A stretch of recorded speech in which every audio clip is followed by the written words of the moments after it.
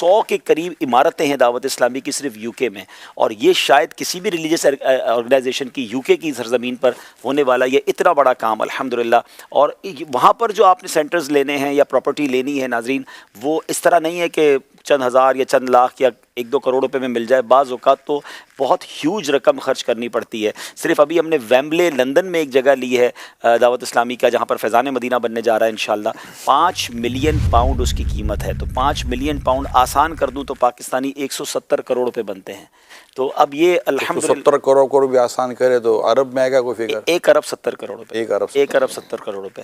تو اب آپ سوچئے جگہ لی ہے، صرف جگہ لی ہے، وہ جو جہاں پر مرکز بنے گا الحمدللہ بھی اس کی پیمنٹ کرنا باقی ہے، جگہ کی قبضہ ہمیں مل گیا۔ مبارک ہو آپ کو، 2.25 کروڑ روپے کا فیضان مدینہ یاد آ گیا میرے، الحمدللہ الحمدللہ، جس میں آپ کہتے تھے جوتے کے ساتھ یہ جملہ آپ کا یاد آتا ہے۔ ہم لوگ جاتے تھے، یہ آپ کا آپ تو گلیوں میں کھیلتے تھے۔ ہاں، میں جب دعوت اسلامی میں آیا تھا تو آپ فیضان مدینہ خرید چکے تھے، بڑی تعمیر ہو رہا تھا۔ ابھی تو آپ نے کہا نا کہ کچھ محنتیں یا کچھ اخلاص یا کچھ چیزیں ایسی ہوتی ہیں جس کے ذریعے بہت کچھ مل رہا ہوتا ہے، وہ کوششیں تھیں پرانے اسلامی بھائیوں کی۔ میں یاد کرتا ہوں عبدالربیع، 2.25 کروڑ روپے کا فیضان مدینہ، ہمیں یاد ہے جگہ کی قیمت دیکھنے کے لیے امیر صاحب جو فرماتے ہیں حضرت، مجھے یاد ہے ہم کئی بار پیدل گئے ہیں، گلزار حبیب سے بھی کئی بار پیدل گئے، وہ امیر علیہ السلام کی اعلان کرتے تھے کہ جیب میں جتنے پیسے نا، یعنی پیسے کو جیب خالی کر دو۔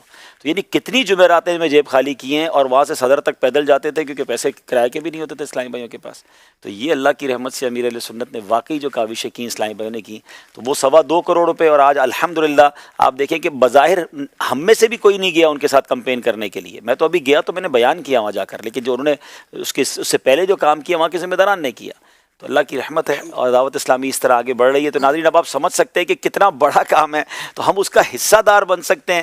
دنیا بھر کے ناظرین یونٹس دے کر اس میں حصے دار بنے۔ اپنے عطیات دعوت اسلامی کو دیجیے۔ آپ کے ڈونیشن کو کسی بھی جائز دینی، اصلاحی، فلاحی، روحانی، خیرخواہی اور بھلائی کے کام میں خرچ کیا جا سکتا ہے۔